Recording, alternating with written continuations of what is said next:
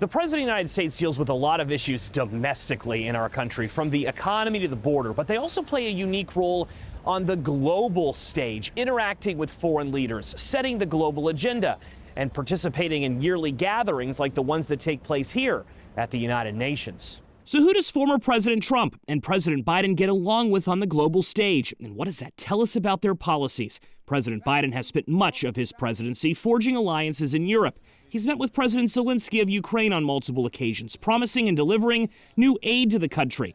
President Biden has welcomed Finland and Sweden to NATO, the European military alliance. Former President Trump, meanwhile, has forged relationships over the years with leaders in Europe, too. Hungarian Prime Minister Viktor Orban has even met with Trump in recent months. Orban is considered closer than most European leaders to Vladimir Putin of Russia. Trump has previously criticized NATO in the past, arguing that other countries should be paying more and that it's too reliant on funding from the U.S. Former President Trump has also criticized some of the aid given to Ukraine. Both leaders put a particular focus on Asia while in office, but both deploy very different strategies when it comes to combating the rise of China. Those differences, however, mainly center around rhetoric. Former President Trump forged a very close relationship with the late Prime Minister of Japan, Shinzo Abe, while in office. President Biden held a state dinner for Japan's current Prime Minister earlier this year.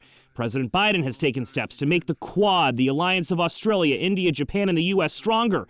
Reestablishing the Quad is considered one of Trump's top foreign policy achievements. Without a doubt, Trump had a desire in office to hold more controversial summits. He met with North Korea's leader Kim Jong-un on multiple occasions.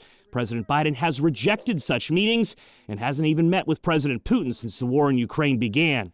Whoever wins in November will also have to confront the conflict between Israel and Gaza. Israeli Prime Minister Benjamin Netanyahu was very close to Trump during Mr. Trump's 4 years in the White House, but Trump has been more critical of Netanyahu in recent months.